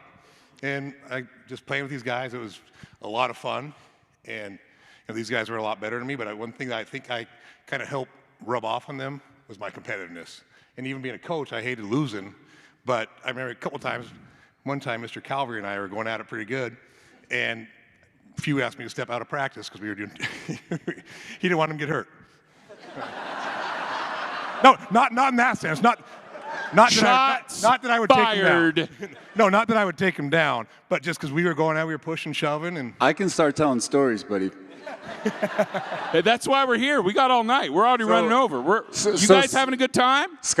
All right. Scott Snyder and I are of a similar height and build, and the main difference between us is he has brown eyes and I have green. And you have hair now too. Yeah, and he was 21 and I wasn't, and so he actually lost his ID and gave it to me and went and got another one. So when we would go out, which we weren't supposed to at Gonzaga, I'm not sure when what we he's go talking out about. together, we couldn't go in the bar at the same time because there was 2 6'8" Scott Snyders going in the same bar. He's lying, Mike Roth. Oh, it's all coming out now. Matt Kincaid, how did playing for Gonzaga and hanging out with these guys change your life? Yeah, I mean, for me, I think it's, a lot of people have kind of said it, but just being here this week, I was asking these guys, is this like, are we an outlier? Like, is there actually teams where every person's just like a really good person, you know? And so for me, it's more about the relationships. Like my career high was 6 points in the alumni game. I think the guy guarding me was like 64 years old, so it wasn't, you know, it's a pretty old alum. So yeah, for me it was different. Like my first day here, we went in the gym, the coaches weren't allowed, and here comes John Stockton. So I spent 11 years of my childhood in Utah going to Jazz games, so he was like my guy, you know? And he walks up to me, he's like, hey, what's your name? I'm like, Matt? He's like, hey, I'm John. I'm like, yeah. Well, and our friend John is so humble, but how much better did you guys get playing up against him every day? I remember my third day at Gonzaga. That's where I say it really is Field of Dreams. My third day at Gonzaga, I answered the door in like Santa boxers and a bad shirt, and it was John Stockton, to pick up my roommates to play basketball with him. How much better did you guys get playing against John Stockton, Matt Santangelo? I loved it because with our group, and selfishly speaking, like we're all pretty nice guys. So like our coaches would literally make us in the fall when we're open gym, we'd have to write our records at the end of the day on the whiteboard or the chalkboard. If you were 0-5 or 3-2, because they wanted to make us learn that every possession matters, like every game matters, which is kind of funny to think about. We had to be taught how to be competitive, but because we're all so competitive naturally, but every day. And so when we first showed up on campus, John would come in all fall, and before he went to training camp and back in Utah. And so, when we first started, we would go home 0-5, and John would be 5-0, or 0-6, John would be 6-0. By the second year, now we're kind of like John's, 5-2, and we're 2-5, and by the third year, we were kind of starting to send John home with a losing record. So like you talk about how coaches up the level. Like this was a big evolution of like just being able to beat John on a daily basis. And half the time you'd have to fight between just getting the ball out of Quentin and John's hands because they would just be like foul, foul, foul, foul, foul, foul, foul. Oh, John cheated, Quentin cheated. The rest of us were just trying to play basketball. These two, but it was true, Mark. I remember finally. I think we sent John home, and he could come back. He would probably argue this, but I think we sent him home 0 for. He was 0 for 3 or 0 for 4 on the day, and he was so angry because he yelled at me. He's like, "You and Richie cannot be on the same team anymore," because we finally cracked the code or whatever. We got hot at the right time or whatever it was. But to your point, like that was part of this evolution of like we can do things, like we can win, we can compete, we can battle. And John was the standard. He still is the gold standard of what competition looks like, what it feels like. And that was a big piece of our belief of like, we can do this. Now, Matt, the year 2000 comes along, and everybody assumes Gonzaga is a flash in the pan. And a alumni named Al Dernbach, who I believe is here. Al, stand up if you're here. We love you. Al Dernbach came up with an idea. There he is. Al! Matt, will you please, so I'm not the one using a profanity, explain what Al Dernbach did and his idea for the 2000 tournament and what you have now wonderfully done tonight? Well, I think so. A quick shout out just to our origins. Central Catholic Rams. CC Rams. Al Dernbach, high school. Yes. High school shout out. We all went to the same high school. Al was many years, decades ahead of me and Ed. And I love Al, so I can say that honestly. But it was like the first thing that went viral. It was like you selling T-shirts out of a trunk because our big mantra, and Billy Greer said it, God bless him, even though he had a Colorado sweatshirt on, ridiculous. But he said like the 2000 team was really unique because our mantra after we went to the Elite Eight was like, we do not want to be a one-hit wonder. We're not a good team, this is a good program. Like this is a good program. So we were trying to set that foundation. And so when we got into 2000 and trying to kind of prove ourselves, that was a big piece of our motivation. But when we got there finally, we were the Cinderella story. Like we were the Cinderella story. And so Al Dernbach came up with the phrase, Cinderella my ass. And it was a T-shirt that he had it printed out. It used Spike, like the Bulldog, which is totally illegal. I probably just got in trouble or I got to pay for saying that. But it was, and then Big Ed selling T-shirts out of a trunk. So Al came up literally out of a duffel bag. I made $12 a shirt. That's real money when you're 21. Right, and then it totally got shut down because we were using Gonzaga logos, and so it went viral, totally viral. So tonight, if you guys came in, you may have got a towel, a red towel, Cinderella my ass. Thank you very much. Partnerships with No Lie, who really bought into this idea of kind of the chip on the shoulder, which I think brings it back to 99 and a group that said, yeah, we can do this. We played angry. We were talented. Don't undersell how good we were. But we were really played with a huge chip on our shoulder. There's the T-shirt right there. Thank you. There we go. 2 of them. Wow. But that's a big thing, and I think it's still relevant even for this group now as they continue to kind of bucked the system, even though with the success they've had over the last couple decades plus, Cinderella my ass. Okay, we are good, we belong, we compete anytime, anywhere, with anyone, and you know what? We're gonna win a lot more than we lose, and we have done that for 25 years. Fantastic. Richie Fromm, you went on to have an incredible NBA career. You would not be denied. This man scored 31 points as an NBA rookie. He was the defensive stopper at the end of games, starting with Kevin Garnett. And it was all because this guy has a mind unlike anyone else I know, and he put his brilliance towards basketball. When did you decide you wanted to play in the NBA? And we know now it was your goal for a long time. How'd you do it? You know, that's a good question. But there's something I want to say, first of all, and that's basically if you were with us in 1999 or you're with us tonight, you know, I want to say thank you, and also want to say thank you to all the brothers that are here. You know, but yeah, back to what Big Ed's question was. I learned a lot from my experience at Gonzaga that helped me get to the NBA. And something that I learned was resilience. You know, I made it as a 26-year-old rookie, but some of you may not know, after college, I broke my foot, my fifth metatarsal, like a week after the last game of the season. So nobody was going to draft me. Came back to campus, which was a blessing because I got to be with my wife, Joni, girlfriend at the time, who was a year behind me. So the timing was good. But the resilience factor really played in because I was at ground zero. But I did have, you know, that experience of playing with these men and, you know, proving something from our freshman year to our senior year. So I just kept pounding on the door. Each year I got closer, just like we did from our freshman, sophomore, and junior year. And then finally I got an opportunity at 26 years old to Seattle Supersonics. And I thank these guys for grooming me and being there to give me that confidence. But looking back 25 years ago, it feels like it was yesterday. Big Ed, thanks for doing what you're doing. You know, you're one of the players in our hearts.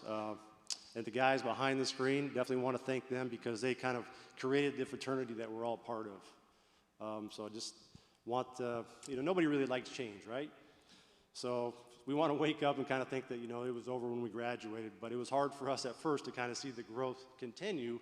But as we got older, we saw, you know, this foundation that we set was going to continue to change, you know, the landscape around us. And so when we look back at our time, we've got to just feel like we were a part of the step from the guys before us. And so accept that, move on, and just be a proud Zag. So, yeah, thanks for being here. Okay, we want to acknowledge and bring up just a few support folks, and some of them will not come up, and I'll still say their name because they're shy. But we would love to bring up Gail Clayton from the Gonzaga Athletic Department. She was a den mother to all of these folks. We want to bring up the legend, Oliver Pierce, the SID, who had more work thrown at him than you can imagine. OP is a legend. Now, a lot of people don't know this. There's a designated hitter in baseball. This team had a designated motivator. The post-game speeches were not by Coach Munson, Coach Few, Coach Greer. They were by Coach Steve Hertz, the baseball coach who is the most inspirational human I've ever met, who will tell you what a Zag is. OP, welcome, friend. It's so great to have you here. Hi, Gail. Can Coach Steve Hertz come up? We would love that. Here we go. I think he's close. Are you kidding me? Really? Oh, yeah. Come on. Coach Hertz, if you're here, we'd love to have you come on the stage. Oh, he is? Oh, we got him. We got him. This is, ladies and gentlemen, the legend, Gonzaga baseball coach. The field is named after him. There's a statue. Please welcome Coach Steve Hertz. Everybody else. Coach, what does it mean to be a Zag?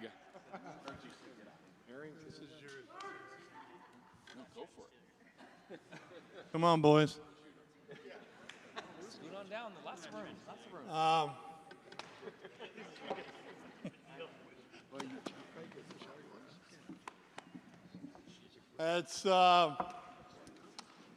It's all of us. Richie said it really nicely. It's all of us. 99 found themselves in an amazing place. and they felt it. They got it done, and for this guy to still be raw about it is unbelievable. That's Zag. I coached baseball, and while this thing was growing and going on, people would ask me, coaches, because they wanted to know, what the hell are you feeding those guys? And I'm like, God, I didn't know for a while. And then I found myself somehow at the end of games at home. So half of our games were at home. I was still coaching baseball, so when they were on the road, I was there. I was with you. I love you. I still love you. Yeah.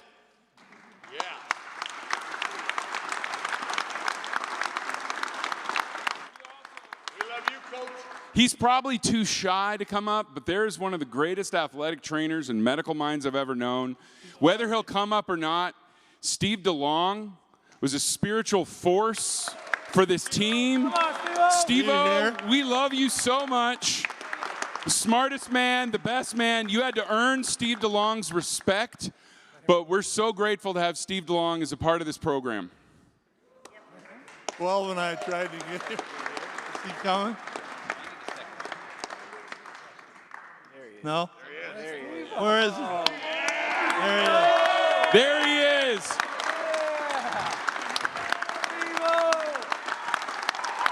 Ladies and gentlemen, the great Steve DeLong.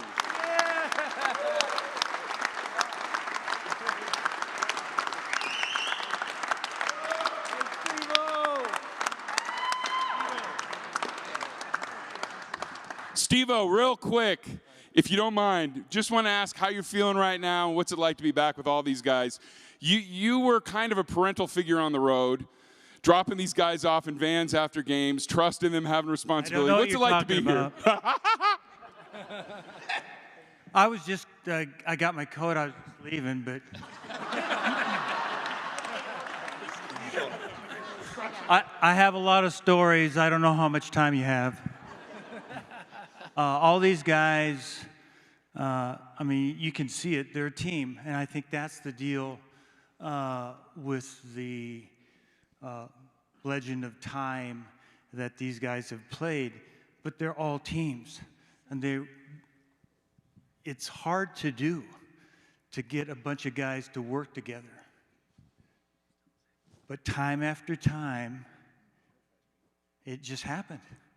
And they come in at night, and they're practicing at night. They're shooting around. They all work together. They all play together. They're a team. And that's the magic right there. So that's all I got for you. That was exactly what we needed, Steve-O. Once again, you delivered in the clutch. I want to say one other thing. I personally don't think Gonzaga happens if it's not for Spokane. Spokane, you're amazing. You're loyal. You're the coolest city in the world. We just want to thank everybody here for coming. Thank you so much for being a part of Gonzaga. It means the world to all of us. And these are your Gonzaga Bulldogs, Coach. Yeah. Yeah.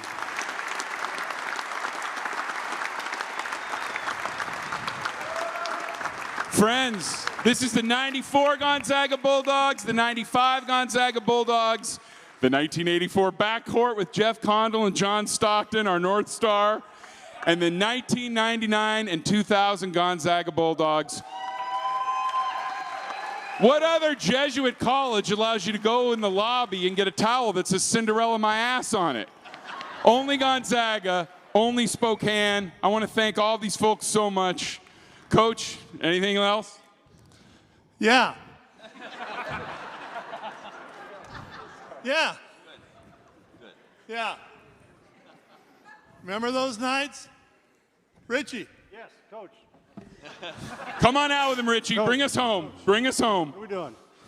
Okay. It was 89, 90. And things were struggling a little bit. And Fitz came to me and he said, hey, will you talk to my team? So, hell yes, I'm a Zag. Zags need you, they want you. You show up.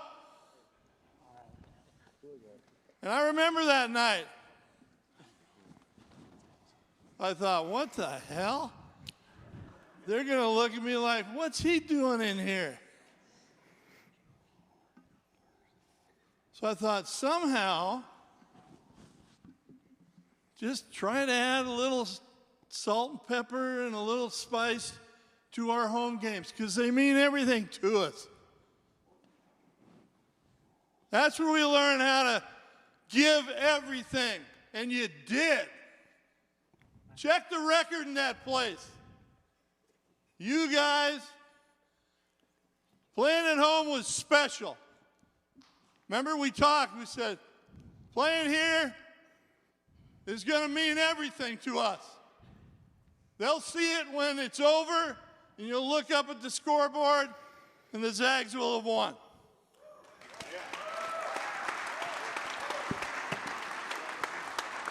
Then it kind of became a monster, didn't it? And what I would do was I'd pick out the zaggiest Zag that played that night, the guy that gave everything. Everything.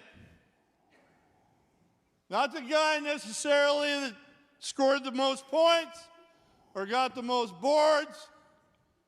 Guys got nicknames those nights after games. The chairman of the board. You remember the night? A red shirt. Dan Dickow was sitting next to you. His locker was next to you, Matty. And I walked up to Matt, and then I turned over to Dickow and said, are you paying attention? And he goes, yes.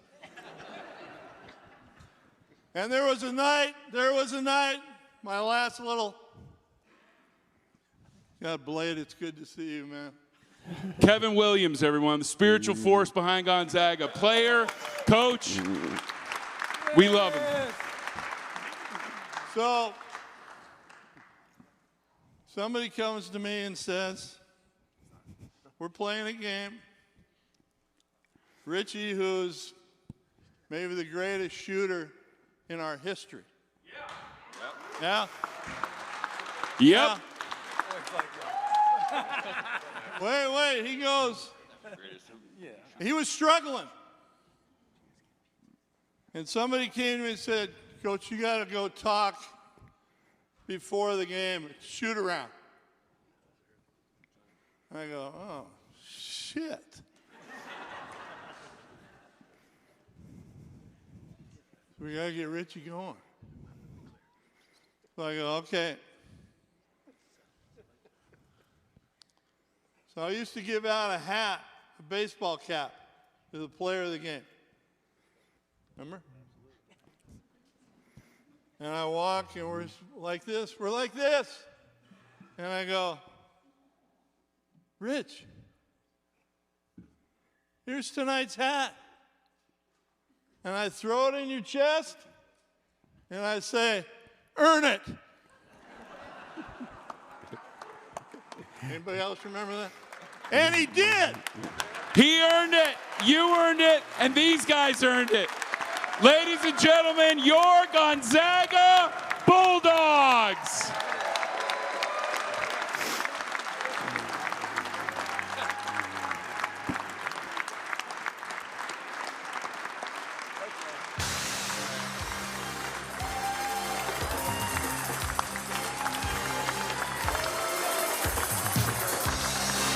Welcome to Last Call. This is the Great Reunion Show. Give it up for these Zags, everybody.